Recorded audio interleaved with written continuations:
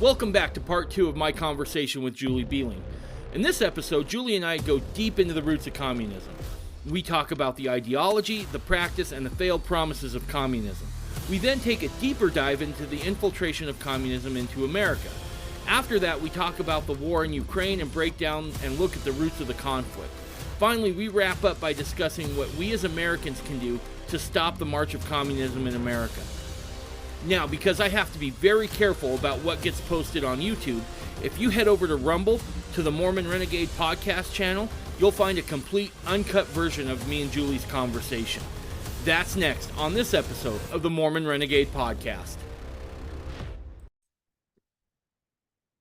So I want to take just a few moments here and just say thank you for listening. I can never tell you how much it means to me that you spend your time here with me.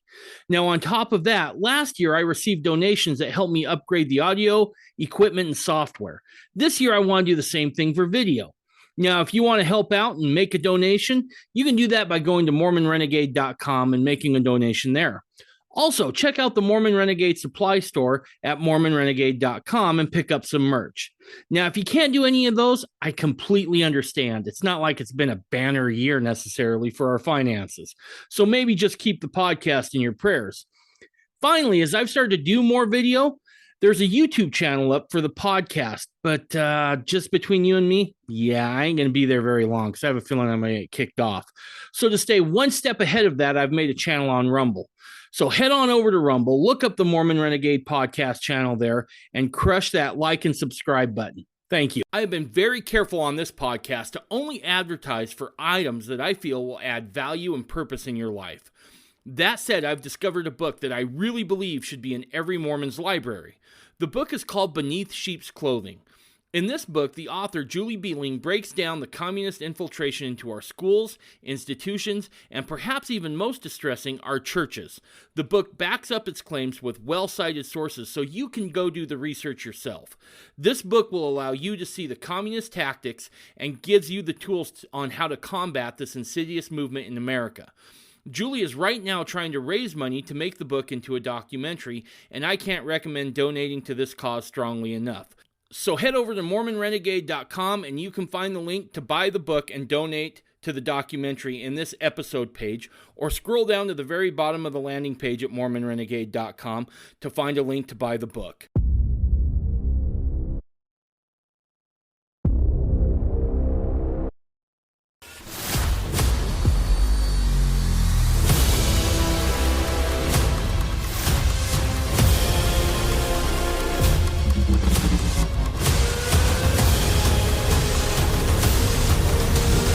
You're listening to the Mormon Renegade Podcast.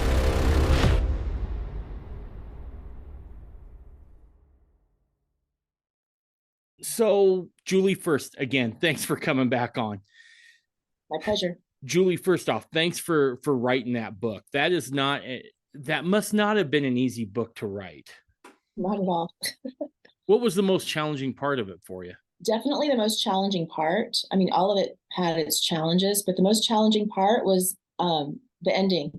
Not the ending of the book, but the what I did last, which was exactly a year ago when I was catching up the Marxist incursion into our education and our culture in America to our modern day.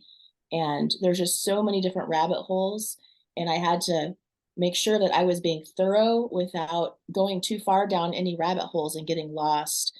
And also just realizing how far gone things are, and we're at a very late stage right now, much later than when I wrote most of my book in 2010, 2011. Like where we're at now, it's just, exponential. I think we talked about that last time. And so to try to do justice to what's happened to our education and the origins of that was probably the hardest part. I got you. No, it's tough to look at that stuff because as you look at it, despite how hard we try, it seeps in. And not to the point of turning you to that, but I'm a big believer in what you look at a lot of times will somehow find its way into your soul. Definitely. And it takes an especially courageous person to be able to look at the ugly stuff, call it out by name, and then kind of bear those consequences a little bit. Yeah. We talked last time, and you had went on your mission to Russia. Mhm. And that's where you kind of get your first idea of what communism was versus what it was portrayed as. I want to go back to that early days of communism a little bit, because sometimes we can't figure out where we are without seeing where we've been, or what the genesis of the story is, so to speak. Mhm. For those who haven't read Marx, who haven't, whether that was the Communist Manifesto or Das Kapital or any of those other books that he had wrote, is the spread of communism really essential to Marx's ideas? Because I think people have this idea that communism is something that country is trying to do, and it doesn't necessarily affect us. But I don't think that's the case. Am I wrong on that? I don't know that I can answer that question. I mean, the way that I see Marxism, it's the playbook to achieve communism. Okay. It's the playbook that Marx delineated on to pit groups of people against powers, but pit oppressed people, sometimes legitimately so, sometimes maybe not as legitimately, pit the oppressed people, the masses, against the power structures, to tear down the power structures. And then communist government can come in and fill in the void. That's kind of how I understand it. Okay. Because I was always under the understanding that in order for communism to do what it wants to do, it has to have kind of a global revolution, right? Yeah. Oh, yeah, for sure. And I guess that's where I was getting at. It's not enough for just, Soviet era Russia to be communist, or No. China to be communist. What is it in that thought process that makes it intrinsic that this idea of communism spread? Well, to me, communism is like the inversion of Christianity, of true Christianity.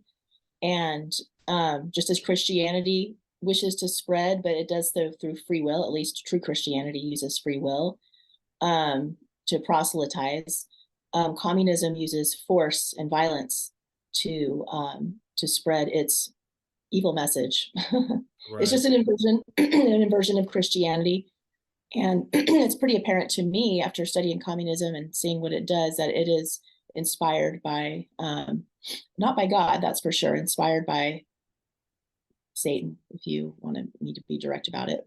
No, I appreciate that, because just a couple months ago, I got done reading a book called The Devil and Karl Marx, which was a deep dive on what Marx's beliefs were. Because whether you're religious or not, or whether you consider yourself religious or not, I think everybody's somewhat religious, right? Yeah. It just depends on what you're going to fixate that on. Are you going to fixate on God, or are you going to fixate on something else? Anyway, in this book, he talks about, like, Marx's favorite play was the Faust, about when Faust sells his soul to the devil.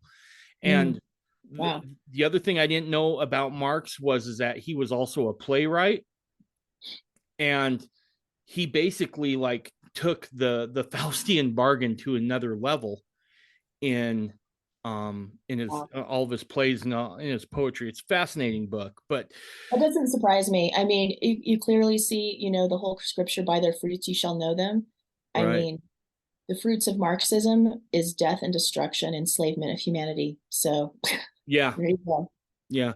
So when do the communists really take over Russia? When did they take over Russia? Yeah. Yep. Well, I mean, the whole Russian Revolution, all of that, 1917 is when it began.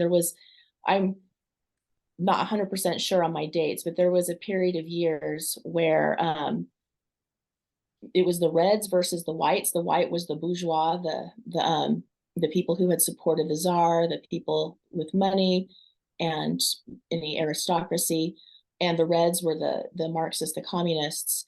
And there was warfare in the countryside, and that was over a period of years. My main area of focus was post World War II with Soviet history. So I'm sorry, I can't give you exact dates on that. No, you're good. But it did take some time. But the Russian populace was really highly vulnerable to communism. They had just been, Russia, just a few decades before communism came in, it had been a nation with serfdom. Over 80% of the population were serfs, which is really not much more than slaves. Just maybe like one little tiny bit above the life of a slave. And so these were people that were mostly illiterate. They were people who were not used to freedom. Freedom was not really even a concept that they could comprehend. They were used to a very poor standard of living. Kind of to give you an idea of the disparity between like the czar and the aristocracy and the serf and the peasants. The average peasant would live in a hut, and their livestock would live in there with them during the winter. And there's like a stove in the middle of the hut, and it's just filth. It's just filthy. There was very little health care for the peasants and the serfs, very little schooling. They had to till the land of the landowners and give most of what they grew to the landowner, and they got to, till a little bit of the land for themselves. It was a very dysfunctional society, very oppressive. These were not people who were prepared to embrace freedom, no concept of that. So to take over Russia and then just to make all these big promises, we're going to, give bread and land to all. That was one of the slogans of the communists. So it sounded good and, really easy to get a lot of people to go along with it and then get them to turn against the power structures. And it was not the most difficult nation to subvert to communism, I guess is what I'm coming at. No, and I think you make a very valid point in that, because look, if you would have dropped, communism, and when I say that, I mean without the mask, right? Just someone coming out in 1950s America and saying, hey, we're communists, it wouldn't have took, right? Because we had seen the fruits of other things, of capitalism, of freedom, of free markets, of all those things. A people has to be prepared to give up its freedom. This isn't something that just happens overnight. Right. It's a conditioning process, right? Absolutely. Yeah, that's one of the things that I point out in my book. The similarities between how communism took over the culture in Russia was pretty relatively simple and easy versus America, where we had to be subverted over many decades and dumbed down and weakened. And, quite a bit of a difference between the average American in the 20th century and their standard of living and their expectation of freedom versus Russian peasants in the beginning of the 20th century. It's night and day. So it's insane. But what Marx laid out with Marxism, as you know, I'm sure, as you've studied, I'm sure to some degree, there was different iterations of Marxism. The cultural Marxists came out in like the 1920s, 30s, and they realized that the West was not going to fall to communism like they had hoped, and they had to tweak things. And how they tweaked it was, okay, we need to infiltrate the institutions of culture. We need to infiltrate education, the legal institutions, the church, the family, and the media. We need to infiltrate these institutions so that we can start promoting communism, socialism, communism is just the forceful implementation of socialism. The communists mostly call themselves socialists. Excuse me. But the cultural Marxists set out to infiltrate institutions. There's ample evidence that they were highly successful all throughout the West. And then we had the neo-Marxists from the Frankfurt School a few decades later coming out with, starting with critical theory, which morphed into then critical race theory and any number of other critical theories, which takes the Marxist concept of oppressed versus oppressor which with Marx, it was the peasant, the proletariat versus the bourgeois or the upper class.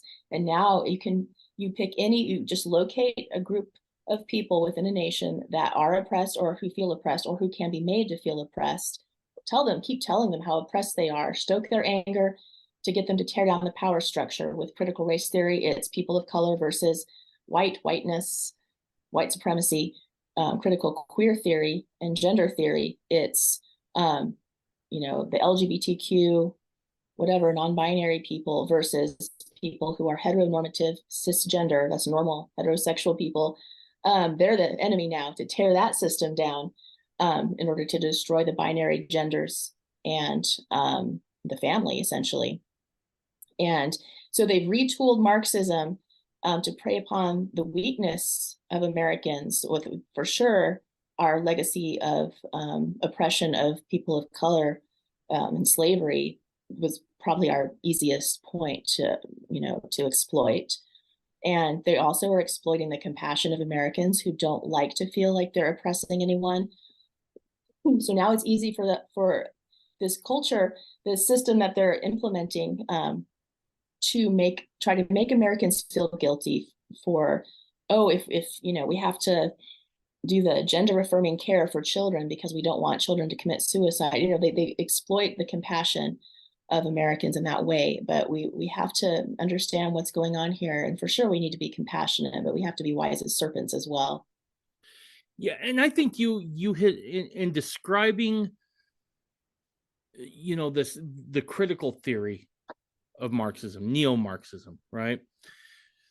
What I find interesting is that it cannot work unless there is an oppressed versus an oppressor, whether it's true or not, right? Exactly.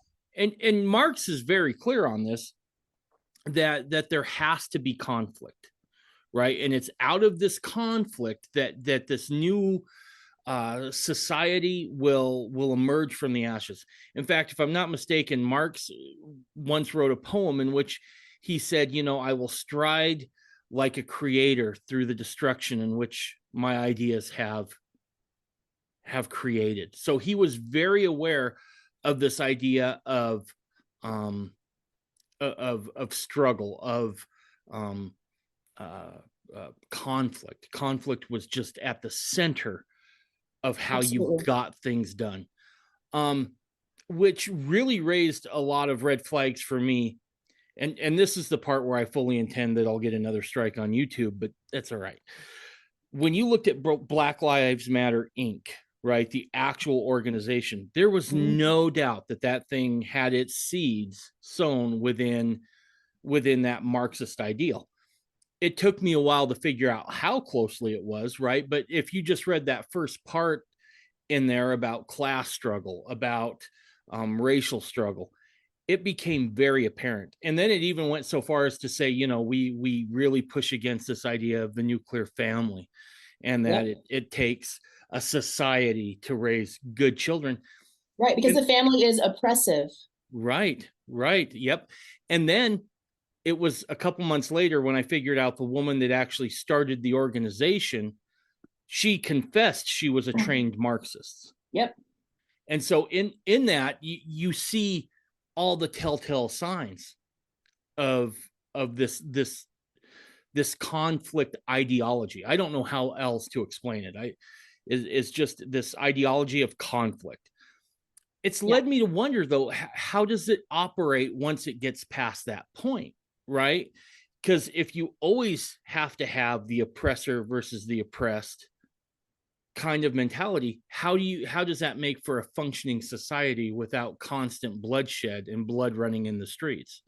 Well, I mean, we saw Stalin. If you look at Soviet history, when Stalin was in power, especially during the purges in the 30s, Stalin took that to a very far point where they were arresting just random people. They were arresting people on false charges as enemies of the state. And he was very paranoid, and Stalin was the cause of a massacre of, millions of people, the torture, the imprisonment, execution. And many of these people were actually members of the Communist Party who were true believers in the system. And it was just this absolute bloodbath. And it's for sure the ugliest era of Soviet history, because he took it to that length of making enemies into people who were not enemies of that system. And I think Mao took it pretty far. It's the purges of a society that is a normal feature of a communist nation, because of that constant struggle. Right. And it's interesting when you just compare the two theories. Like if you look at what classical liberal principles were, and when I say that, I mean like George Washington and Thomas Jefferson, kind of classic liberalism.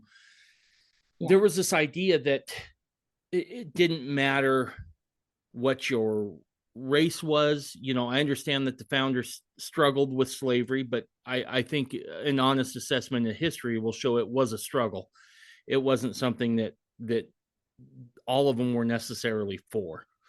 Absolutely. But you get this sense that they're looking towards something where everyone's going to identify as American, regardless of their nationality, their race, whatever the case is. So you had one system that was about unity, right? It was revolutionary in its idea, because it was through this idea of kind of rugged individualism that we could all come together as a community, which seems counterintuitive on the surface, but it worked really well for a long time. And then with free will as a centerpiece of that. Yes, absolutely. The hinge point, if you will, which everything else rested on. And then you had communism, which was kind of unity by force, right? You'll agree with us, or we'll send you to a gulag, or, absolutely, something like that.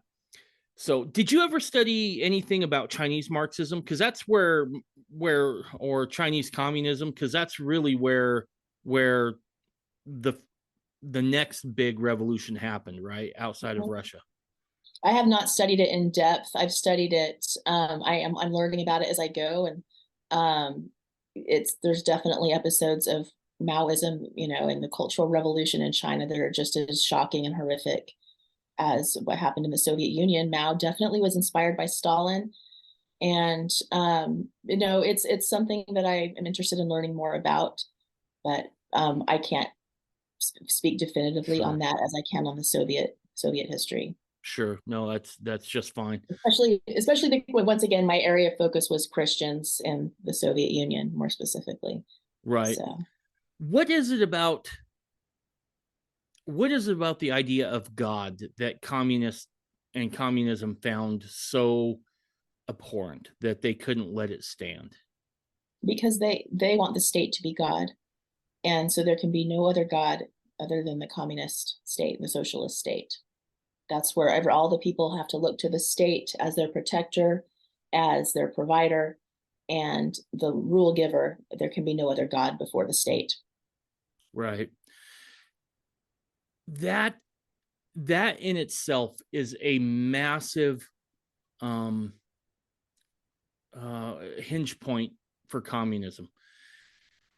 If you listen to what the founders said, they were very clear that the rights that we possess, because we simply exist as people, weren't granted by men.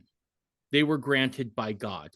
And then they were wise enough to say, someday there's going to be people who don't believe in God. So, we'll say nature, or nature's God, or something along those lines. But their major hinge point was, if rights are a man-made construct, then man can take them away. But if they're given from God, they're not man's to meddle with. And absolutely, when you look at what Russia was doing, or communism, I should say, it was trying to supplant God in every way. Because if God is the author of those, they can never be touched. But if it's not, then you have carte blanche to do whatever you need to remake society to something that you feel is better. Yep. One thing that that came to mind that I want to point out, we in recent decades in America have gotten really complacent and like once the Soviet Union fell and it's like, oh, okay, oh, great, communism is just going to be, it's just going to be relegated to the dustbins of history. But if you look at like the mid 80s, we had a third of the world was under a communist regime. A third of the population of the world lived under a communist regime. And we still do have quite a big chunk. Now, China has, they made some economic changes to the system to kind of meld it. It's like a melding between fascism and communism now. But communism it's here. It's alive and well in the world. And again, I think more of the from what I've read and researched, it's the model of the melding with the fascism, like what China has, is more of what the powers that be have in mind for the world. So it's not going to look just like what happened in the Soviet Union, more like what modern day China is.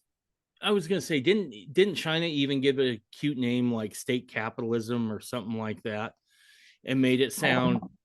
I think that was something that they'd coined early on, was this idea of no, we're not communists anymore. We're state capitalists, right? We're highly we're an extremely planned economy, but we deal with capitalist principles on the national level. I thought it was kind of laughable, but when do we first start seeing communists really begin to infiltrate the United States? Well, from my research, it was really early 20th century, pretty early on in the 20th century, even in some cases before or at the same time of the Russian Revolution, because we had our super wealthy, super elite here that they started funding different communists to infiltrate organizations, the churches, the Rockefellers Foundation, Carnegie, those types. And I mean, they got control of every institution, and not all of it was infiltrated with communism necessarily, but they were infiltrating the churches with communism very early on, from the 1920s at least. And as far as education goes, I did an interview. I don't know if you know who Alex Newman is.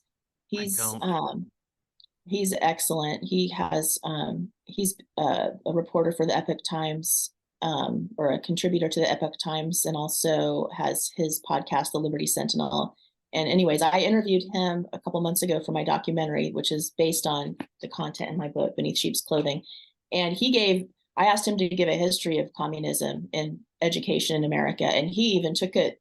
I learned some new things. And so that's going to be a really crucial part of my documentary. But he goes so far as to say that the very origins of public education in America were communist in nature, that there was communism right from the get-go with the individuals who instituted public education in America. And that's definitely hard to hear, but sounds like that's the case. The Rockefellers, Carnegies were very, very involved in taking over education. At one point, I believe it was the 20s, perhaps the 30s, they were actually paying more money to education in America than the government was. Wow. They had bought out the system. And you read, let me see if I can find this quote really quick. I can find this quote from, this quote is this is from,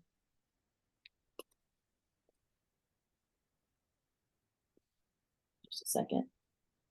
Okay, from the Rockefellers General Education Board mission statement from the year 1913. And this is I have it in my book. This is a quote. "In our dreams, we have limitless resources, and people yield themselves with perfect docility to our molding hand. The present education conventions fade from their minds, and unhampered by tradition, we work our own will upon a grateful and responsive rural folk. We shall not try to make these people or any of their children into philosophers or men of learning or men of science. We have not to raise up from them authors, educators, poets, men of letters. We shall not search for embryo great artists, painters, musicians, nor will we cherish even the humbler ambition to raise up from them among them lawyers, doctors, preachers, politicians, statesmen, of whom we now have ample supply." basically, the mission statement of the Rockefeller's General Education Board was to keep the people subjugated to the power structure that was already in place and to mold them according to their own will. So, and then the Rockefellers funded various individuals, Dewey, for example, and they were educated in Prussia, and they became educated in socialism. Many of these individuals that started the different schools of education in the universities across America, they were highly disenchanted with Christianity and had embraced socialism, and also had embraced the word is I can't remember the word, but the rat in the cage, where the rat pushes a button and gets a pellet. That whole Pavlovian response. dog kind of response. Yeah, they embraced that scientific method to implement into the schools, to basically to see the school children as animals with animalistic minds. That was stimulus response is what it is, and to train them up using that stimulus response to make them into cogs for the machine that they themselves manage and run. Not to teach children to embrace their own unique talents and gifts and to reach for the stars, but to be subjugated. And as we go even further, we go into like the 1950s.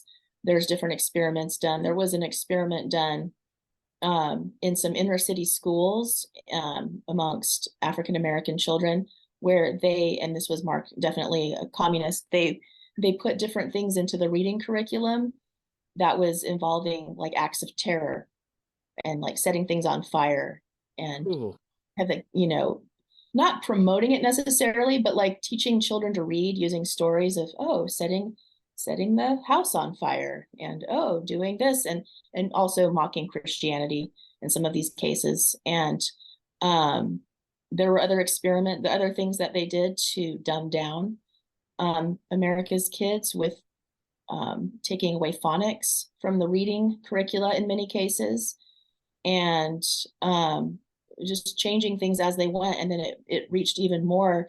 We'll just fast forward. I'm obviously glossing over a lot, but now let's get to like the late 70s. And then we have Charlotte Iserby. Are you familiar with who she is? No. She was appointed by Ronald Reagan in his first term to the Department of Education. And Reagan had intended to disband the Department of Education. And so she was called in to be one of the people to help prepare it to be done away with. And she was alive up until she didn't die that long ago. There's a lot of interviews, and she wrote several books. She got into that position in 1980, and then she had access to all of the files and the papers. And she said what she realized was happening with education in America and the world was horrifying to her, that their goal was to set up a computerized one world curriculum that was designed to turn the world and America and the world into a gigantic fascist communist state, and to brainwash the kids and to make sure they don't develop critical thinking, and just prepare them for that system that's coming. And she said Bill Gates was involved already way back then in the late 70s with helping set that up. Way back in the 70s, Bill Gates was involved in this. Yeah, she said as at least by 1979, that he was involved. And see, here's where it took me years to wrap my mind around this, because you're right. As you start looking at communism within America, you start seeing people that on the surface you would think, well, that makes no sense why they would go that way, right? Rockefeller, Carnegie, get later, Bill Gates. These are guys who've made their money in this capitalistic system, right? And so you would think that by nature they would abhor anything that would have compromised that. But what I find, but they do. They don't want other people to be able to rise up to their level, and they already have the money. They already have that wealth, and now it's just the power that needs to be maintained. Right, and I guess until you truly understand what communism does, not what it says it's going to do, but what it does. It doesn't redistribute wealth evenly and equitably across the board. There's always those that have the money, the power, right? And once you begin to understand that, okay, they have a vested interest in which their money and their power may not necessarily be as vulnerable if it's within this communist, this fascistic system, because they would be the heads, so to speak, of the new American proletariat, right? Yep. Where they get to be on top still, always and forever. Yep. Yeah, it's a system, it's a control grid to keep the masses down and to maintain power. And yeah, so it's this very bizarre amalgam between monopolistic capitalism, fascism, and communism.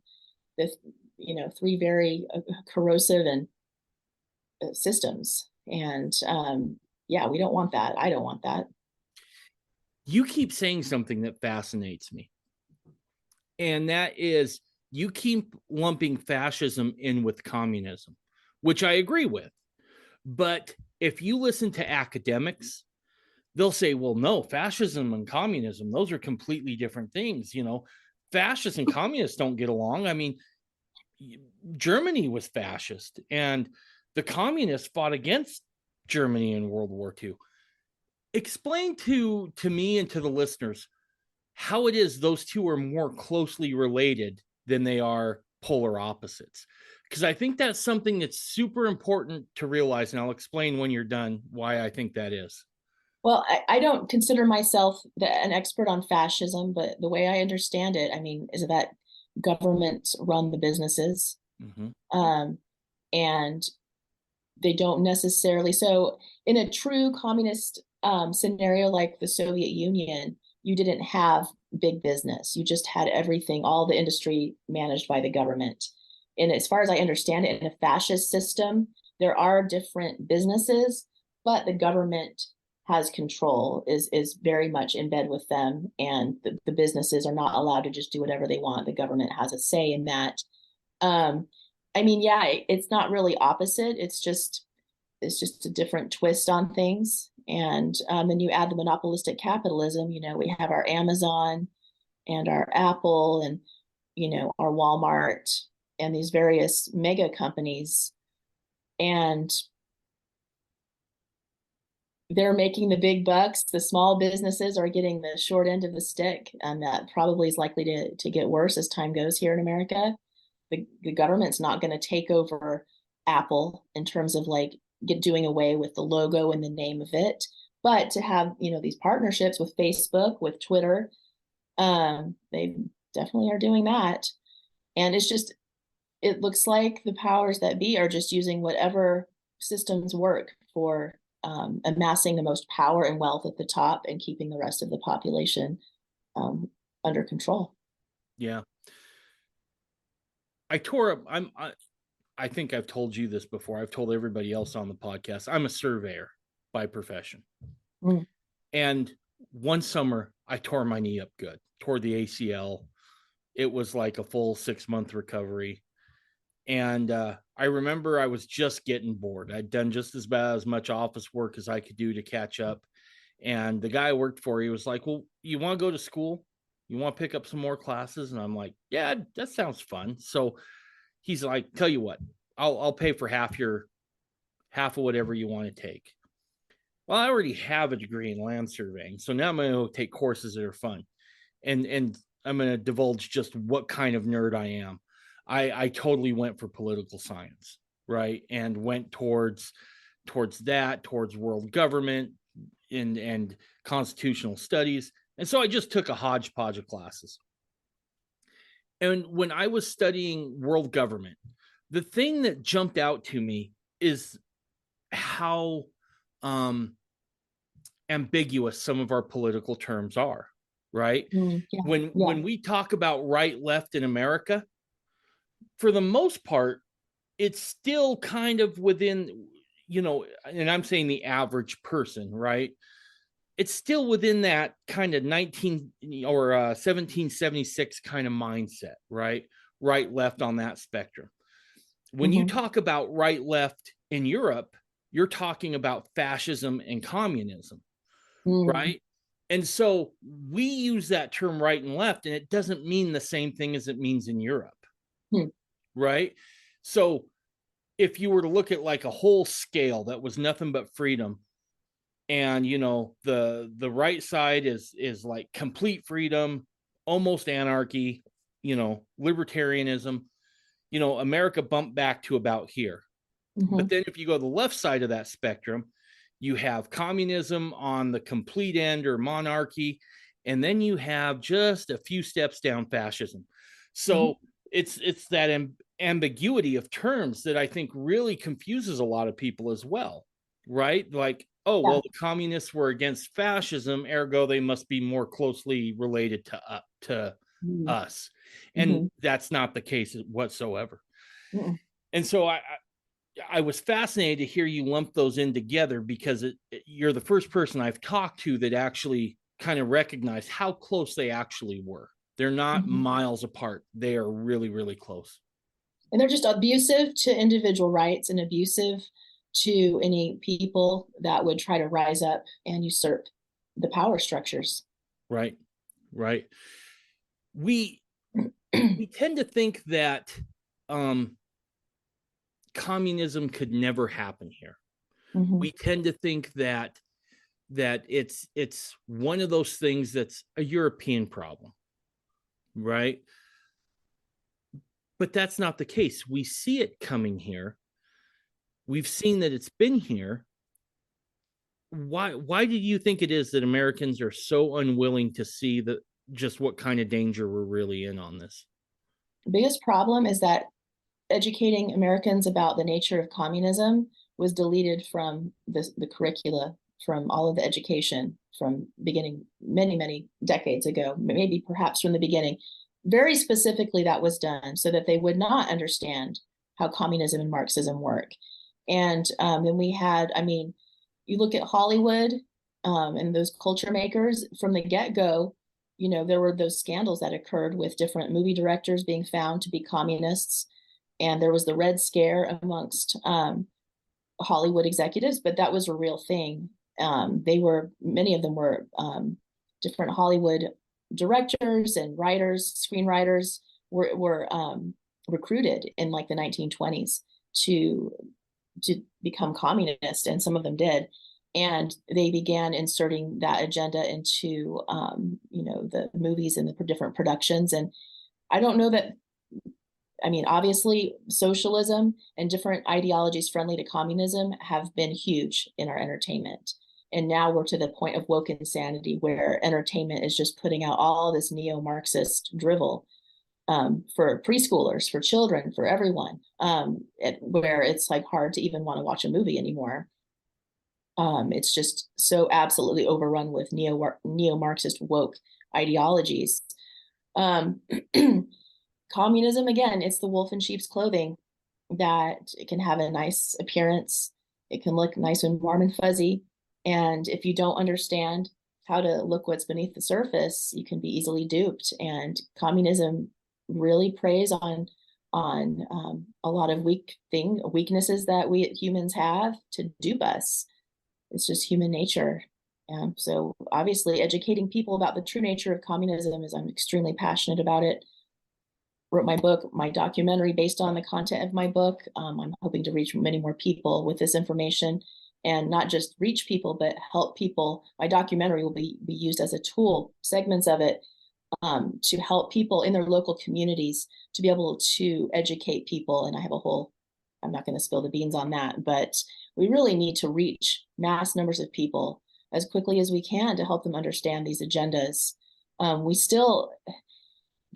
lot of people with good hearts, good compassionate hearts have been duped because it sounds like a nice thing to help the oppressed. Of course, that sounds like a nice thing, and we do need to help the oppressed. But if it's involving violence and focusing on grievance and stoking people to anger, well, there's your red flag that you're dealing with Marxism. Absolutely.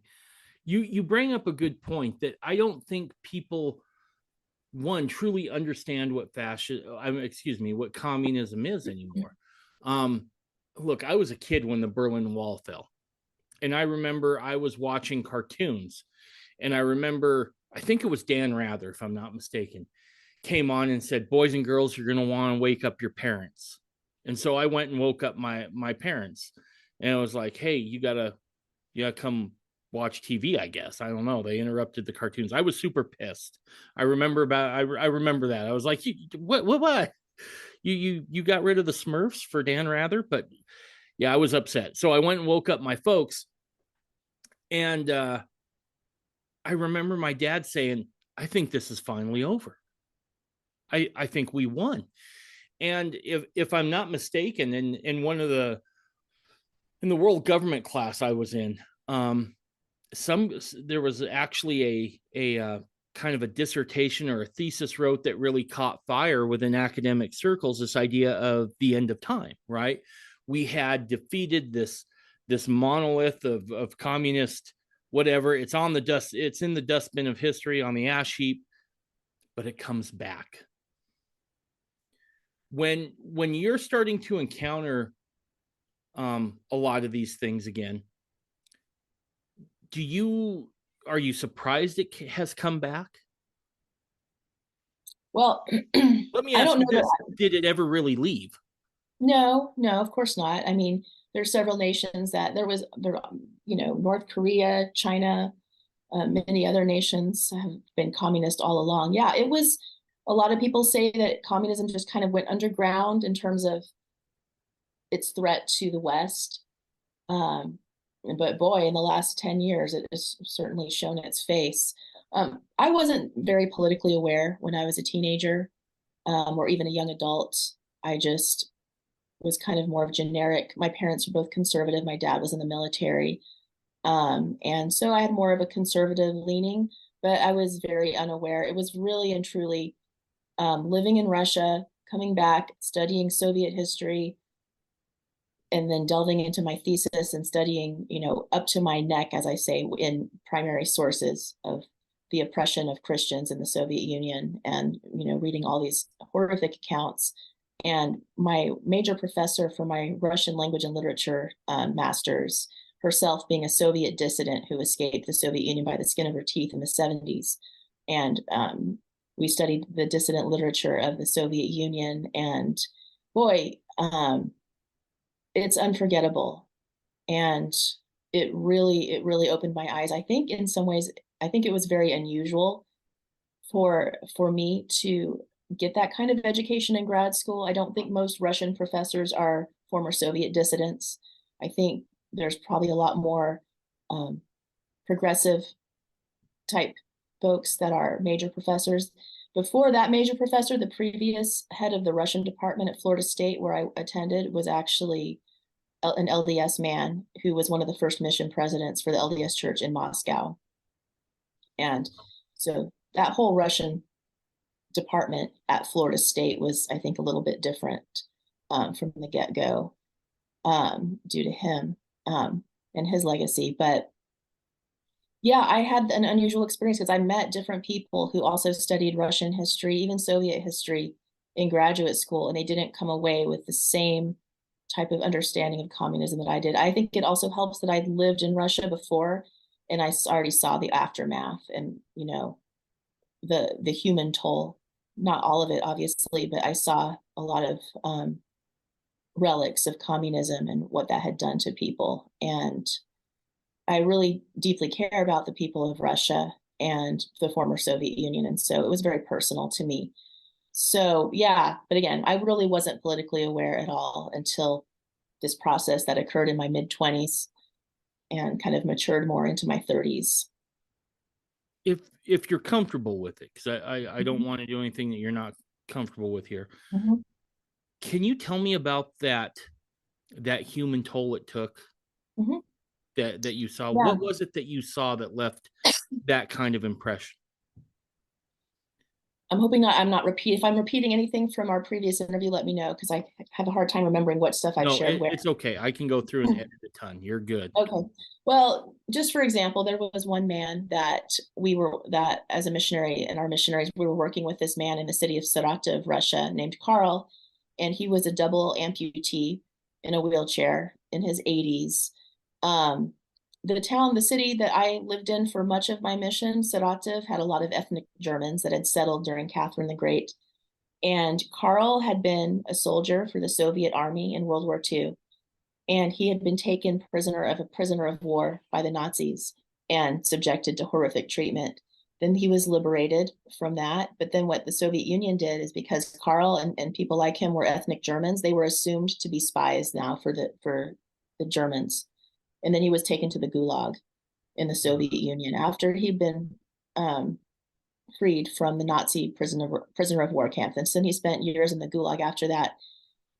He was a very deeply traumatized individual.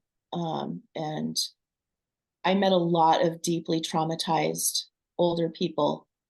I saw a lot of mental illness, more than had seen in America. And a lot of people that would just start crying, talking about their past. And I even met this really interesting Russian couple when I lived in Salt Lake, and I had a holistic healing practice. And this was about 10 years ago. And I had done some work with this woman, and she talking about her childhood in Stalinist Russia. She was just bawling. And there's just so much trauma. And the way that I came to see Russia after my mission and during my studies, and now I see Russia as and not just Russia, all the former Soviet republics, very deeply traumatized. The people are dealing with massive trauma at a generational level, and they don't even quite understand it. I think maybe part of what's going on there now is connected with that. Obviously, there's much more to that, but it's a people very traumatized by their history. And then the Soviet Union fell, and then they just had to kind of move on with their lives into this new era. But there was never a reckoning. There was never a chance for the people to heal at a generational level. And one of the things that I did with my holistic healing practice, and I'm still to some degree now, is generational healing and understanding how the traumas of our ancestors is passed down to us and impacts us in different ways. And there are ways to heal from that. So that's kind of my understanding on that. Just a lot of older people who were very traumatized, many of them mentally ill. You said there was never a reckoning that allowed those people to heal. In your mind, what would that reckoning have been? I mean, what could have happened to help that healing process? Well, if you look at Germany, and again, I'm not an expert on Germany, but after the horrors of Nazism and Hitler, there was the Nuremberg trials, and there was a reckoning of some degree where the Nazis had to make amends, and there was some of them, not all of them, obviously held accountable for those horrific deeds. That was never something that took place in the former Soviet Union. No one was ever held accountable for, and perhaps the people that should have been held accountable were no longer alive, but there was never a full reckoning of the human toll of the Gulag and all those abuses of the Soviet system. There were some organizations that would try to bring attention to those things, but there was never any big moment of national reckoning for Russia and the other states, the republics. Why do you think that is? Was the rest of the world just ready to be done with the threat of Russia and let's move on? What was it that didn't allow for that moment? Because you're right, with Germany and even later wars we've been in, with Iraq or Afghanistan, there was a bit of reckoning that took place, right? You did have a trial for Saddam Hussein. You had a trial for the Nazis. You had, trials for certain Taliban leaders and Al-Qaeda leaders. Mm-hmm. What was it about Russia's circumstance that wouldn't allow for that to happen? Well, I've thought about that, and I think there's a few different things. First of all, we were allied with the Soviet Union in World War II. America Right. was, and Britain. And that was during Stalin's era. And that was during Stalin's most brutal. I mean, we were sending them food. We were aiding and abetting Stalin. And I Oh, don't think the West wants to dredge that up. I don't think they want that known. Yeah, we did it in the name of taking out a monster, but which was the worst monster? I mean, it's hard to say that if one is worse than the other. They're both I was going to say, terrible. I mean, I suppose you could go by raw numbers, and I think Stalin did beat Hitler that way. I hate to Yeah, term it that way, but he did surpass Hitler's numbers that way. yeah. The Soviets never had gas chambers. I guess they had that going for them. But there are things that I've seen. I watched a documentary a number of years ago where Hitler actually gave credit to Stalin for inspiring his hatred of Jews and desire to exterminate them, because there Holy, were, I mean, there was the Jews in Ukraine, especially. I mean, many of them were executed, and Stalin was very anti-Jew. But so the West, I don't think wants to put that out there. I think, and then also the Gulag. Then there's the whole aspect of there are powers that be that don't want to educate people on communism, so they don't want to bring attention to the Gulag. I mean, I didn't know what the Gulag was. I was a college graduate. This was before my mission. I don't think I heard. I don't remember when I first heard of the Gulag. Probably wasn't when I was a missionary. It's not common knowledge like the Nazi concentration camps that every school child in America learned what happened there, and read the diary of Anne Frank. Nothing like that here in America. So we're not very connected. And then when communism fell, I think we were just kind of glad. I think it just wanted to be swept under the rug. And what did not directly impact Americans, the fact that there were those horrific labor and prison camps throughout the Soviet Union. Whereas with the Nazis, it was Americans who liberated, and who saw firsthand some of those Nazi concentration camps. And so that could not be ignored in America. I got you. So those are the differences that I've thought of. Gotcha. Mm-hmm. I think the other part that, because we're not educated on communism, is this idea that communism is the cure-all for any sort of social ailment that's out there. And so for just a few minutes, I want to pick your brain on if Russia was truly, and because I use Russia because I feel like it was the purest form of communism that the world had seen for a while. I don't think China has come close to it. They obviously were pragmatic enough to understand they had to turn a few levers to become less communist. I still ascertain they are communist, but Mm-hmm. communist light. Mm-hmm. What did communism often talks about? Hey, we're completely engaged in this idea of getting rid of racism. Did Russia ever really get to that point? I have a lot of thoughts about Russia and racism.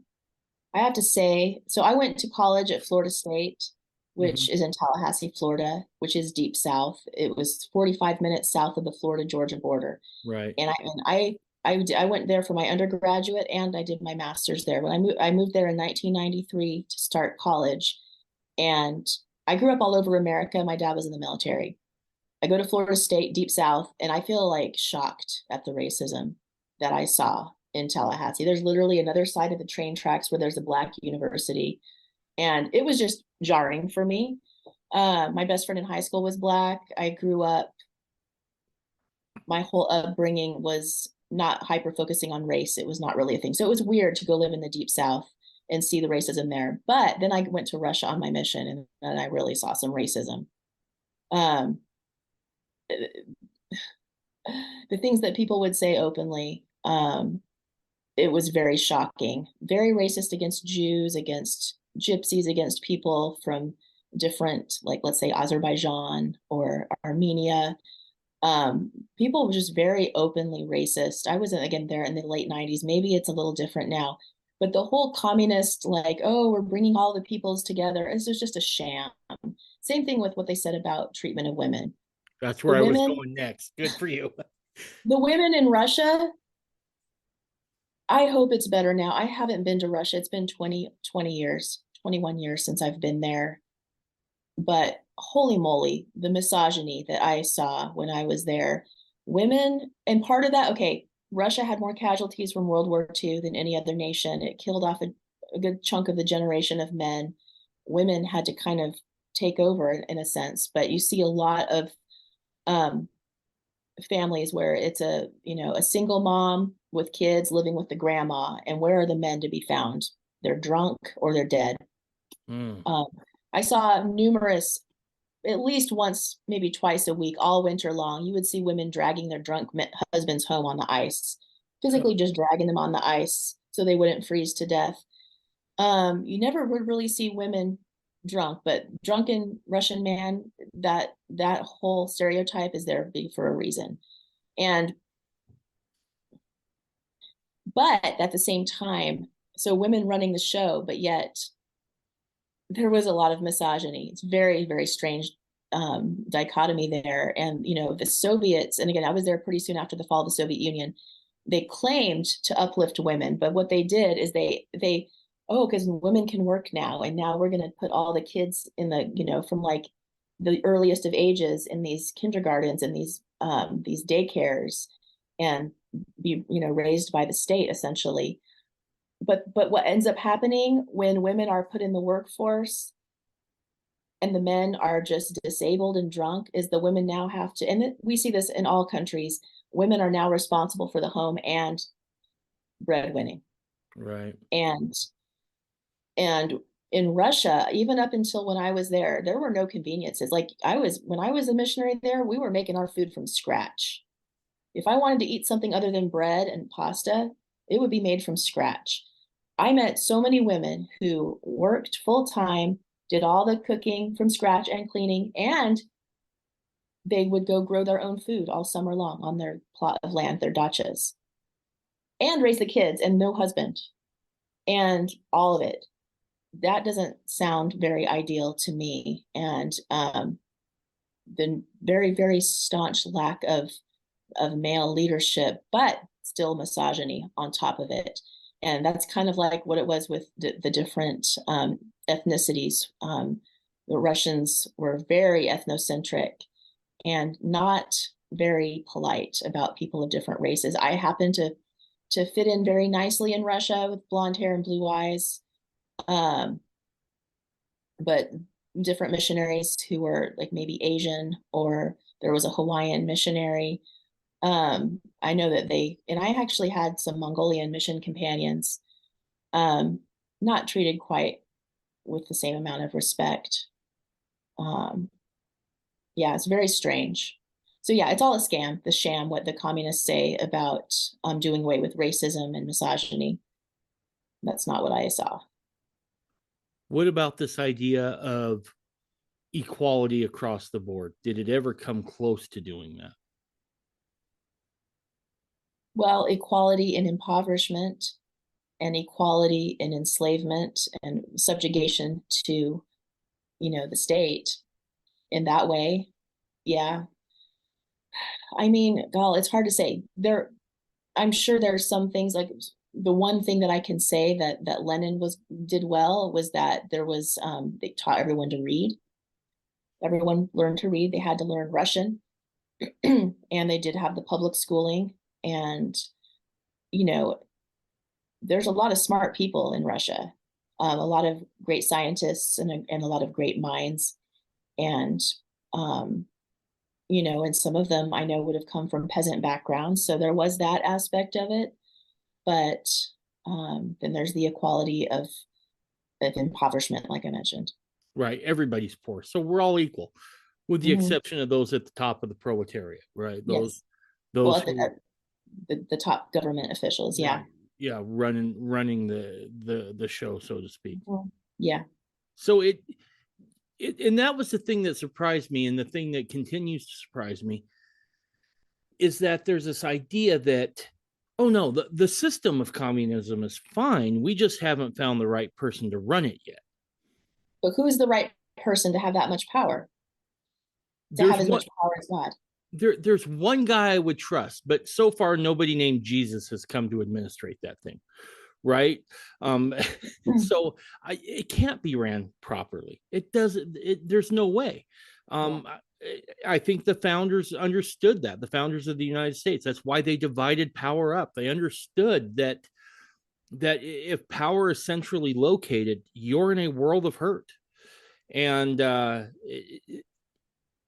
whether it's communism or socialism, it always collapses in on itself. It never ever works. The promises it makes are never fulfilled. Mm-hmm. It is the ultimate in getting a bad bill of goods, because they'll show you one thing, but what's actually in that box is death, horror, and bloodshed on a massive scale. I read an article by a very I believe he was educated at Yale, and I can't remember what his name was. But basically, he took a tally of anyone that was ever killed through, say, religious wars, or, wars that were just exclusively for power and land, and compared to how many people died under Soviet occupation or communist occupation. And it blew the rest of the numbers off the charts. I mean, didn't even come close. At least 100 million casualties in the 20th century, not counting casualties from war, but just from communist nations abusing their own people through famine, through purges, executions, untimely deaths in prison camps. Yeah, at least 100 million in the 20th century alone. Did you ever study the Ukrainian man-made famine, I guess it would be called? I studied that when I took Soviet history. I can't recount all of the details of it, but essentially the Soviets, one of the things that happened in the Soviet Union, which we unfortunately see happening here in America and the West, it's called Lysenkoism. And there was a head, I don't know if he was the head of agriculture in the Soviet Union in that early era or what, but he was one of the top people. And basically, communism is has such an ideological bent that even science had to meld itself to it. And he had some improper understandings of agriculture that were because he was basing his understanding on what it should be according to communism, how plants should grow according to communist ideology as opposed to reality. And that resulted in crop failures. Then you combine that with the purging of the kulaks. A kulak was a Russian peasant, many of them in Ukraine also, who was maybe slightly more successful and maybe slightly more well off than some of the other peasants, maybe had 2 cows instead of 1. And the kulaks became an enemy of the people because they were, greedy, or, they were taking too much for themselves and whatnot.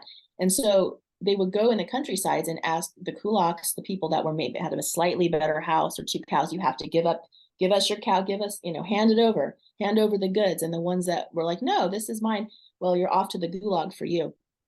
And so the most successful farmers were purged or sent off to the gulag, leaving behind the less successful farmers. So it's kind of a dual thing there that led to the famine. And I can't remember the count of the number of deaths, but it was definitely in the millions, tens of millions, I think. Then it was covered up in the media. It was covered up within the Soviet Union and abroad. I mean, there were some accounts that would reach it, but there's definitely enough information out there now to understand it was just a mass killing off of the people. I mean, people had to resort to cannibal. I don't know if they had to, but they did resort to cannibalism. I heard an account of someone who is a Ukrainian American who said that his grandmother told him that they had to decide, should we kill our own children and eat our own children, or just let everyone, or we're going to die first and then someone else is going to come and eat our children. It's just unbelievably horrific to imagine. Oh, just the human toll, just the human devastation. that this one ideology has cursed the world with is unfathomable. And what's even more ironic is that, as far as I can tell, communism really gets its power from two things. The one we talked about was this idea of constant conflict. Yeah. The other is coveting. Yeah. Right? I know that sounds kind of silly on the surface, but as you look at it, it's all about people coveting what other people get. Yeah. And never about, okay, so what did they do to get that? And how can I emulate that kind of work or that discipline that it took to get there? Instead, it was this get them, right? Get those who've got it and let's spread it around. And so it's all born out of this very primal set of laws, or this idea of going against those very early laws that are handed down even on stone tablets, right? Don't covet, don't kill. Yeah. And it seems to be the exact opposite, the photo negative of what happens. And it's, again, you purge the successful farmers, you send them to the gulags or you execute them, and then you give it to somebody who can barely get enough to feed his own family. It's bound to fail. And it's all born out of this idea of they have it, I don't, ergo they must have got it illegally or they must be immoral. And that is such a poisonous thing to put into the zeitgeist, if you will, of a society, because it forces cannibalization of ourselves. Absolutely. And that's what communism does. It takes the best and the brightest and it cannibalizes them. That's a great way to put it. The greatest artists and poets. Russia, the heritage of poetry in Russia, I wouldn't have known if I hadn't studied. Well, living in Russia, they are very proud of their poets, Alexander Pushkin and many others. And then they were, by the Soviet era, the poets that wouldn't just praise communism and that's all they would write about. If they wouldn't do that, they can no longer write. Some of the best artists fell by the wayside because of communism. Scientists with real science, like the people that would stand up to that Lysenko guy and say, no, your ideas about agriculture are wrong. Well, you're off to the gulag for you. No, we're going to go with the ideological view on science, not the actual, the one that's based more in evidence. So yeah, it cannibalizes people with legitimate ideas, who promote beauty, who promote good things, some of the best and brightest. And the thing is, when you look at other communist nations, they actually would go in, we'll look at like it's Vietnam, Cambodia. Once a communist regime gets in power, they actually target the educated classes to be purged, because that's their biggest threat of who could take power back. And they want it to be a group of peasants, low level of education, more willing to be compliant. And you kill off all the possible people who could take your power back. So I want to switch gears now and go to where we are today. Yeah. Which, newsflash, this part won't be happy and fun. Where are we at today on that road? Because I think it's been a road for about 100 years, right? Yeah. That we find ourselves here right now. Whereabouts on that scale are we in terms of just being communist or socialist on some level? Yeah. So I don't know if you've ever seen this interview with a KGB agent who defected from the Soviet Union in the late 70s. His name was Yuri Bezmenov. He was interviewed by G. Edward Griffin in 1985, and this interview can be found on YouTube. I highly recommend it. And in this interview, Yuri Bezmenov lays out his job as a KGB agent was to subjugate other nations and to infiltrate and to brainwash the populace. He said that the most activity, he was a propagandist for the KGB. Most of the KGB's efforts went towards propaganda. The whole espionage aspect of things that we see in movies, that was much less of what they did. Mostly it was propaganda. And he was actually in India as a propagandist. And he said there's 4 steps, 4 stages of subverting a nation to communism. And step 1 is demoralization. And he says it takes between 15 to 20 years. Where you have to get into the education and to demoralize the rising generation, to teach them that socialism is good, to prepare them to accept socialism. And when this interview was recorded in 1985, he said that that first step was way beyond overfulfilled in America. So where are we now? I mean, obviously, we're like so far beyond overfulfilled with demoralization. It's not even funny. Hold on, I haven't looked at this in a while. I want to make sure I get these steps right. When you're looking at that real quick, let me ask you something about demoralization. So Please. when he's talking about demoralization, I want to make sure I'm understanding here correctly, Julie, and I apologize. Yes. I'm kind of slow sometimes. So Nope. there's like being demoralized against an opponent, right? If you're in a conflict or a sport or whatever. And then there's a demoralization as far as stripping away your morals. Which one is he talking about there? He's talking about stripping away the ideology of individual freedom in America and replacing it with socialism. Okay, so actually taking those morals and values that used to come almost with our DNA. Mm-hmm. Okay. Yeah. So we have demoralization. The next step is this.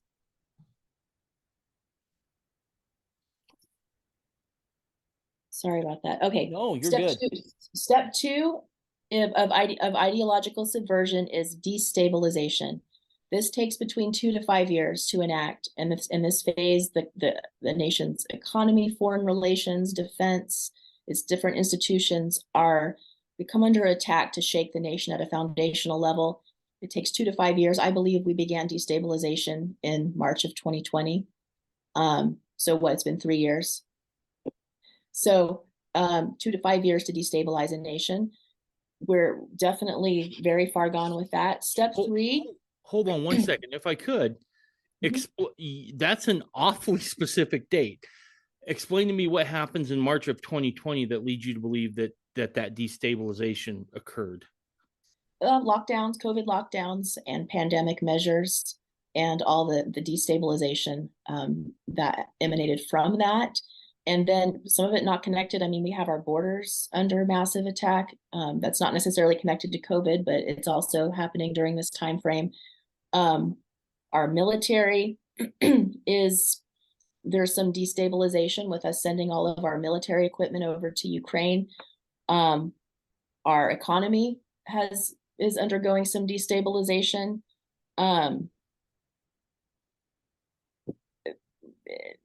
We just have a lot of that going on. Step 3, according to this Yuri Bezmenov, step 3 of communist subversion is called crisis. Crisis takes about 6 weeks to complete, after which the nation has fallen to a communist regime. A crisis, there can be either a war, some extreme economic situation, a power grid failure. There's a cataclysmic crisis that occurs, and then the new communist leadership takes hold. Step 4 is called normalization. That is where the communist regime is in power. They're purging their potential opponents. They are just going through and making sure that they maintain their power and getting the populace used to the new kid on the block. So I've thought of this, and this, I think we might have already have had different phases of crisis and normalization, because I do think that we perhaps have already had a coup within our federal government. They already have taken power.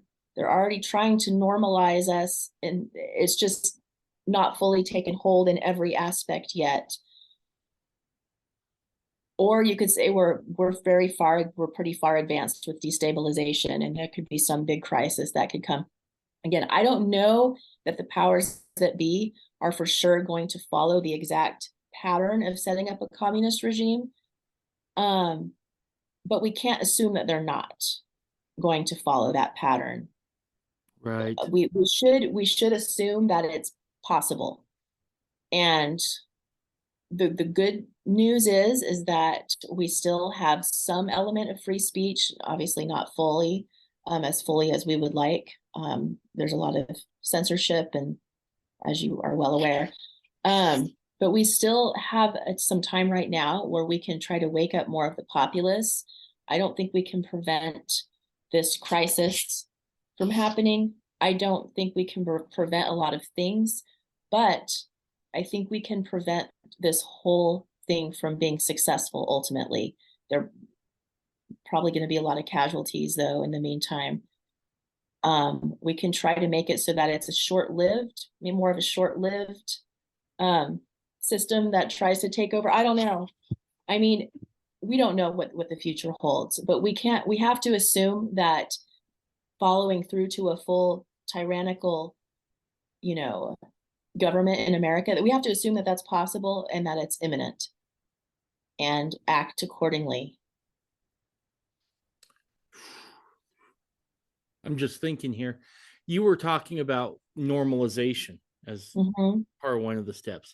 You remember what we heard all through the pandemic is that we're never going back to what it was before. There'll be a new normal.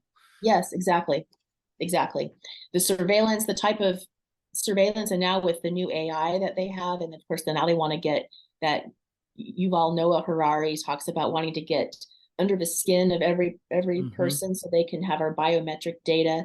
They want all the data on all the people so that the AI can, use its algorithms and whatever to determine who would be a threat and who, and what types of re-education different people would need. I mean, just look at China. Just look at what's, I guess things are calming down a little bit with their latest COVID spread of COVID, but the lockdowns, barring people into their apartment buildings to starve to death, and just the horrific levels of control. And like, you cannot go anywhere in China. It's illegal to go anywhere without your smartphone that's tracking you. And there's just China, everyone that I listen to says that China is the model for this new order. And it's not a paradise over there. No. Especially for people who want freedom. No, yeah. You're either going to play ball with the government or you're going to get suffer disappeared. The consequences. Yes. I have to say, okay, go ahead. No, you first. I just have to say, I think there is much that we can do to prevent this whole thing from succeeding, at least for very long. And again, we have to take our culture back.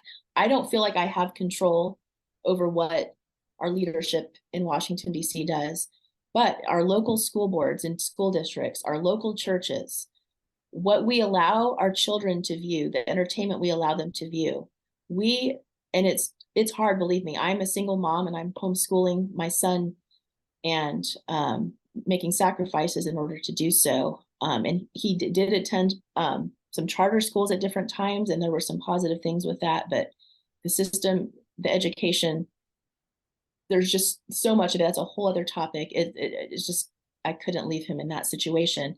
But we have to do what we can so our children have true information, are raised properly with understanding of freedom, and so that they don't accept this system, and so that they understand how it's supposed to be and not get brainwashed. Let me ask you this though. We've kind of tried this idea of flooding, school board meetings. And sometimes it's worked. We saw it worked a little bit in Virginia. But by and large, and maybe I'm wrong, and if I'm wrong, please correct me. But by and large, I feel like that ship has already sailed for public education. I'm not sure there's any saving it as it stands now. And what possible. I mean, it is. That might be true. But so one of the things that, and I don't want to spill all the beans, like I mentioned. So the documentary I'm making about the content in my book to expose communism, to expose these agendas here in America, this documentary is to be used. I have a way, I'm not going to share it now, but for the average person in any town in America to be able to engage very easily in activism to wake up more and more people, that if they can't get their school boards to remove the communist agendas, then to remove en masse and set up whole other systems. I will say this, I was involved in the previous school year with attending school board meetings in Washington County, Utah, with a great group of parents. And we did succeed at pressuring our school board here to remove pornographic books from the school libraries.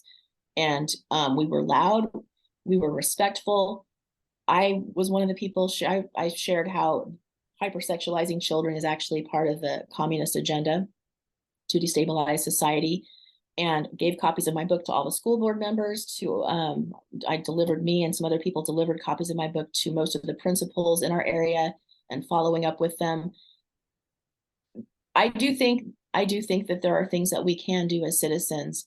And if enough people threaten to pull out and are willing and do pull out, and then they're having to shut down schools, there are things that we can do, but it takes enough people waking up and taking action. And a lot of parents, as we know, are very stressed out right now, a lot of economic pressures on us, but we do have power, and we can go to our churches, our local clergy. I'm talking about any church anywhere in America.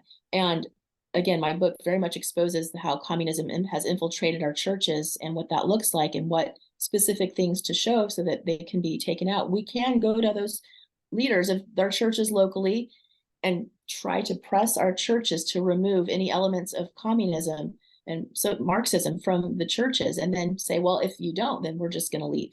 And I know that especially here in Utah, people don't want to hear that amongst, especially like, let's say, the LDS crowd. But just in general, across the Christian world, we have to insist that where we worship and where we take our children to be trained, that they're not actually teaching communism mixed with Christianity, which is happening very broadly.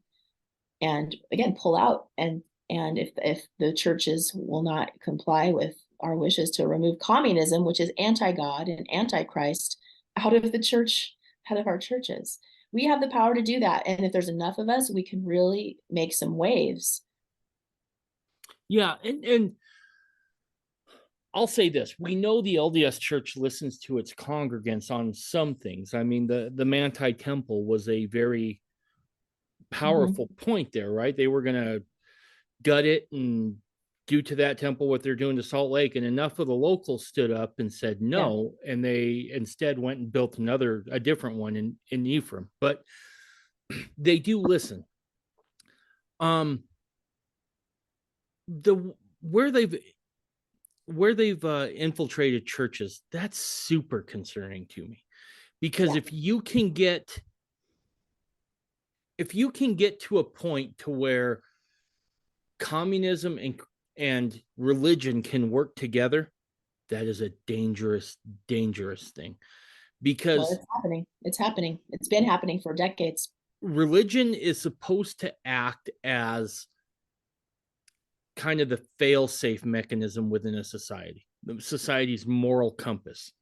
And if it goes astray, if it goes dark, there is nothing left to prevent catastrophe on a scale that leaves human wreckage everywhere. Yeah, and I will say, where do you hear any leaders of any church at all right now, any major churches speaking out against communism, against different aspects of wokeism and Marxism? You don't hear it. It's not a thing.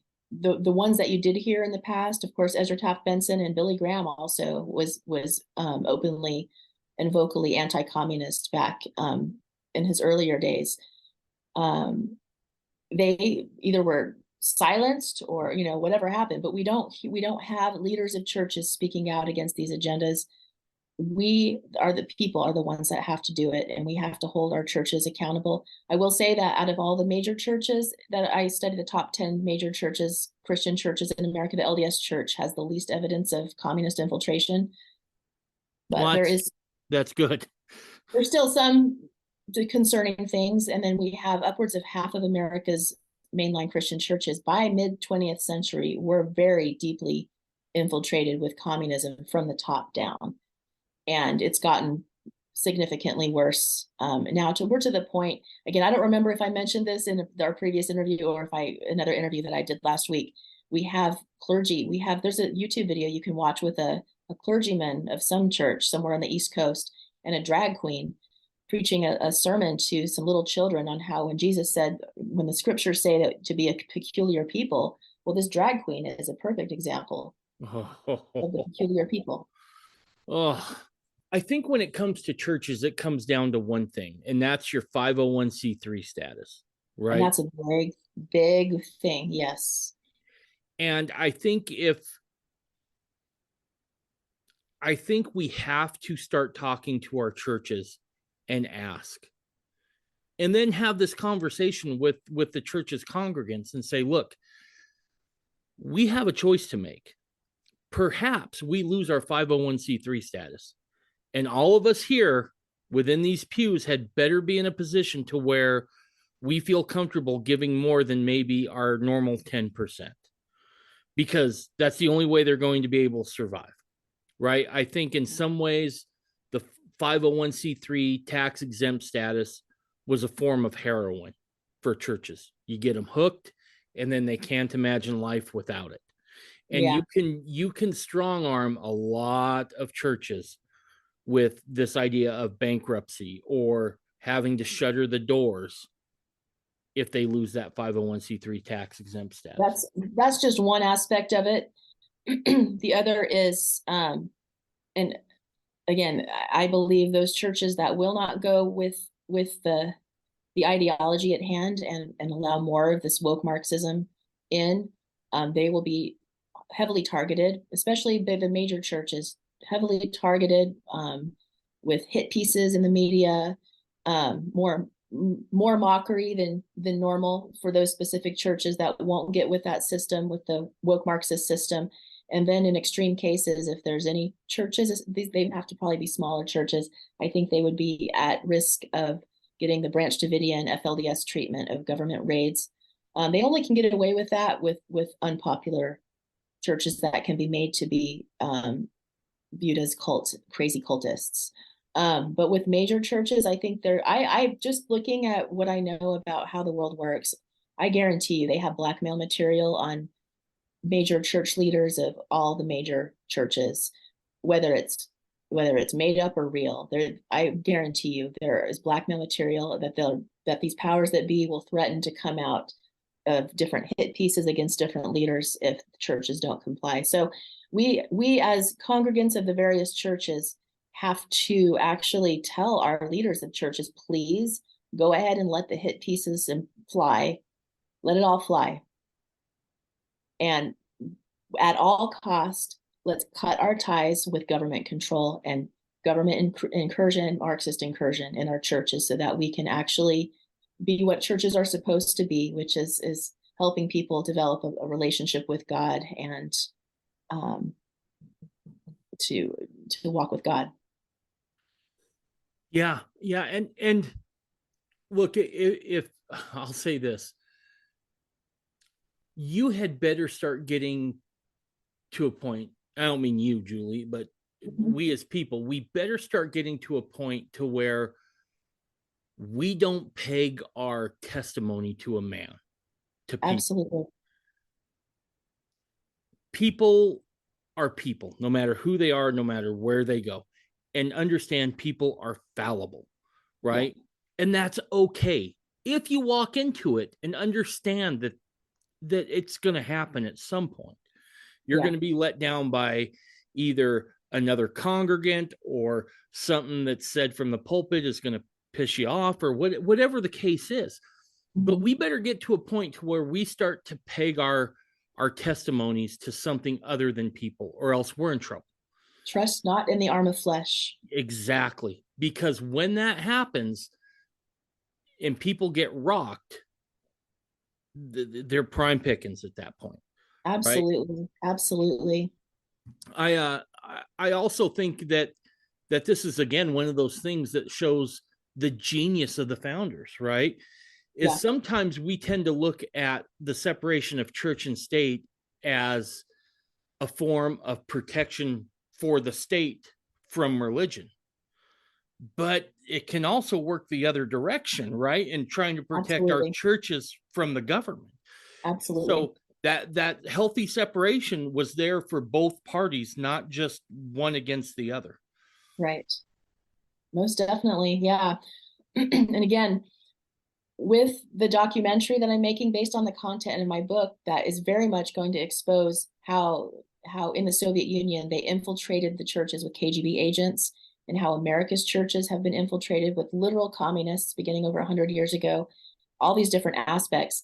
My documentary exposing that. I have a strategy to be able to have clips of the documentary that will be able to be used, that will be available to be viewed by anyone. And I have a strategy to get average Joe, average Sally in any town in America to engage in activism, to wake up congregants of any and all churches in their local area to this information. And we can do this even with massive online censorship, which I'm sure my documentary will get. We could do this. I have some strategies. I've been self-employed for several years, for many years now. And one of my careers is with network marketing.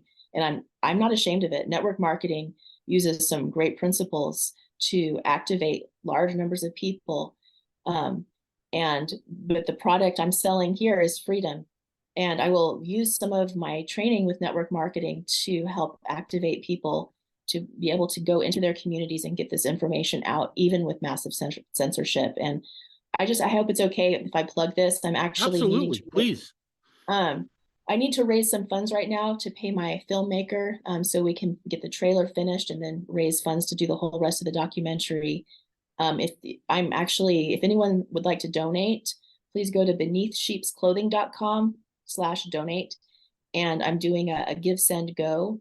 With any $15 or more donation for my documentary, I will give you 3 home lessons that I've created for teenagers to teach them about freedom, tyranny, and the ideology of wokeism.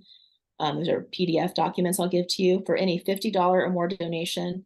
I'm actually still hammering out some of that right now tonight. There's going to be advanced viewing of the documentary for $100 or more donation. I'm also going to throw in a hard copy of my book that will be signed, Beneath Sheep's Clothing. And if there's anyone who really feels strongly that we need to wake up the masses with this information, please donate if you can, or get the word out. And that link will be there in beneathsheepsclothing.com/donate. Perfect. Thank you for letting me We'll throw up any link you want to in this episode page. Thank you. And as far as what you were talking about with filmmakers, Yeah. you and I need to talk off the recording here before we're done. Okay. I'm gonna fire. I know I only said just about 2 hours, so we're approaching time. But there's a few more things I want to go over here if you have a moment. Sure. And can you tell me at all about? Let me see if I can look his name up real quick. I'm currently reading something. W.E.B. Du Bois. He was the founder of the NAACP. Okay. Now, if I'm not mistaken, he was an avowed communist as well. Is my understanding that the NAACP, was started out as a communist institution. Yeah. Have they been able to separate a little bit from that? I don't know. I'm sure that there's numerous people who've been involved with the NAACP who are just people who are pro civil rights. Right. The communists really latched onto the civil rights movement to try to radicalize people who wanted civil rights, to radicalize them to communism. So it's kind of hard to pick that apart sometimes. I don't know any more than that, but yeah, definitely there's a communist element there. Okay. Finally, I want to ask about this because I'm curious and I haven't been able to make heads or tails out of it And that's why I talk to people way smarter than me, like yourself. Um, with what's going on in Russia and Ukraine right now, is there any spillover from its history with communism that is directly impacting this? Is there any ties back to communism that we can look at and say, oh, there it is. It's not, it was never completely gone. In my opinion, the biggest tie over is what I already mentioned, which is unresolved trauma. That is trauma that is unresolved will show its head in some form again at some point. And so had to have these countries now be involved in war. And Ukraine in particular was just pummeled. The Nazi soldiers came and did a lot of damage also in Ukraine during World War II. And I think unresolved trauma is the biggest one with that. Going back further, the relationship between Russia and Ukraine, there's have been tensions there, although Ukraine is the cradle of the Eastern Slavs. Kiev is the founding city of all the Eastern Slavs, which is Russia, Belarus, and Ukraine. They all come from that common place, and their languages are very close. They are brothers. Russia always has been kind of the overbearing older brother who, kind of likes to maybe take too much dominion over the others. This war is a fabricated war, in my opinion.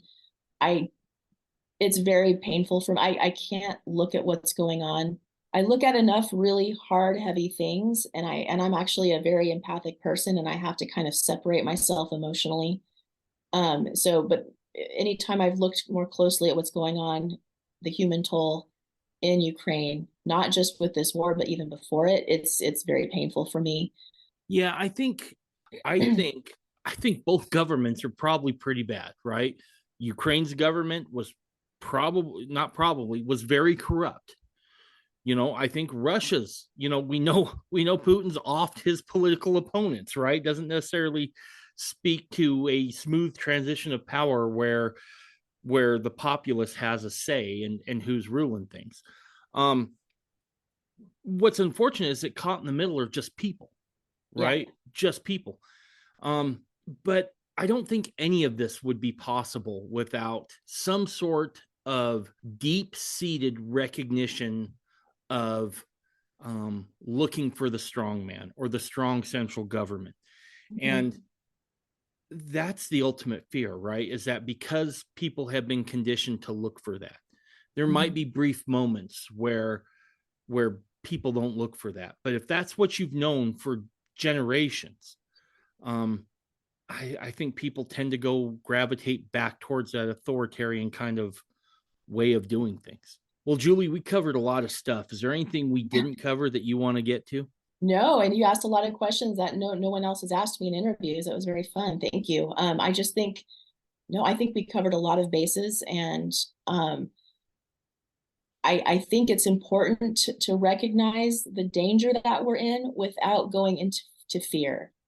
And I know that can be difficult, but we need to go into a proactive place where we, in connection with the divine, find our direction of what our purpose is, what we need to be doing with our families, with our children, with different acts of preparedness. For instance, I'm been involved the past few years with growing a lot of food, helping my friend at her homestead and learning how to can food and preserve food and all that. But also, what can we do to understand these agendas more fully and help wake others up?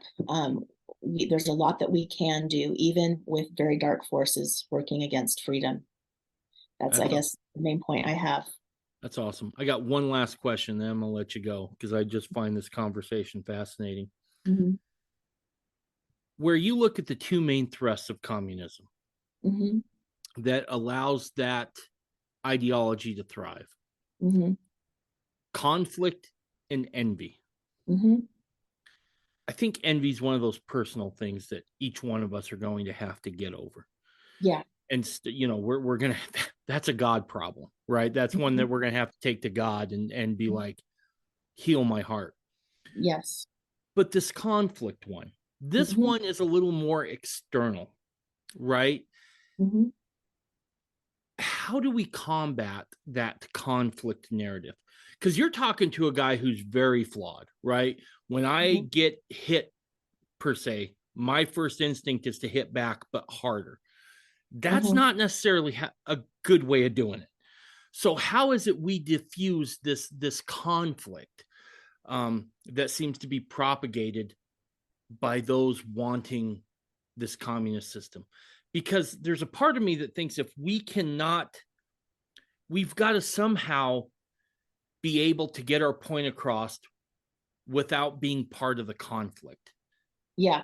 Does that make any sense? How do we do that as people? I think there's multiple different areas, and then I'm sure other people could think of more than what I'm going to say. I think being strong, first of all, I trained in the martial arts for a few years before I had my son, and my instructors are always like, you train in martial arts so you don't have to ever use it. You don't train in martial art so you go out and hurt people. You train so that you have that confidence within yourself, and you know that you're not going to need it, but in the event that some wacko tries to hurt you, you can defend yourself. So for defense, there are times when violence is, if someone's trying to harm your child, someone's trying to do bodily harm to you, yeah, a person is justified in self-defense. I think the ultimate answer to all of it, it's the same as with envy, is rising up as people and rising more into our higher selves that is just above this whole level of conflict.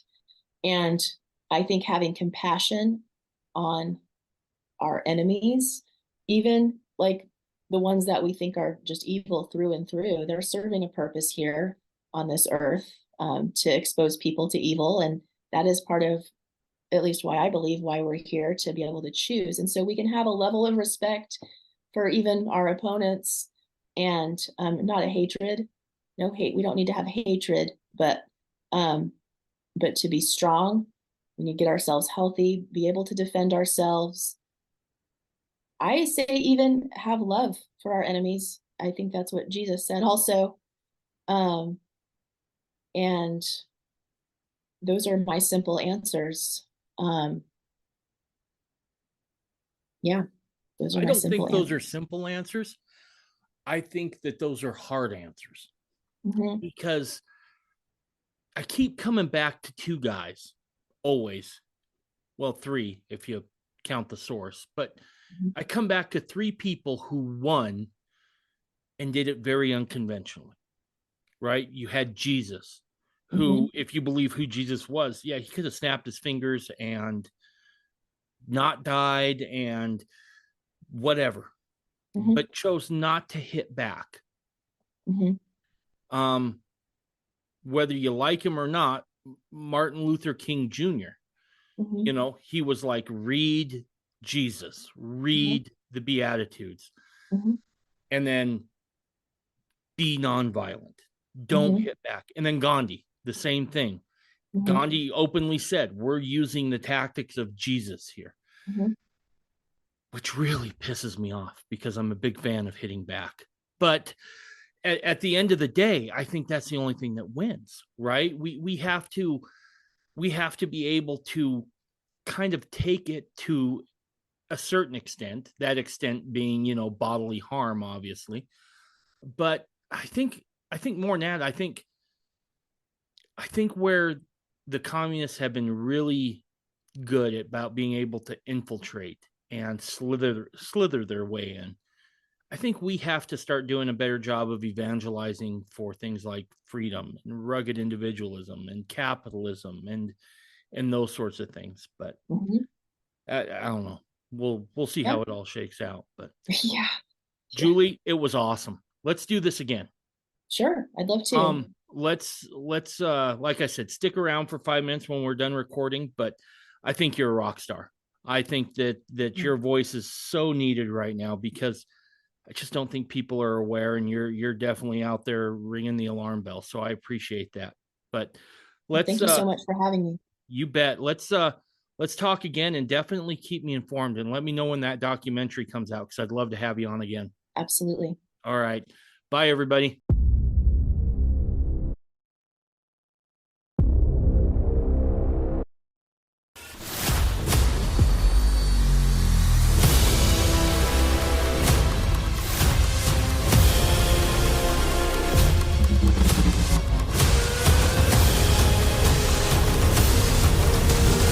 You're listening to the Mormon Renegade Podcast.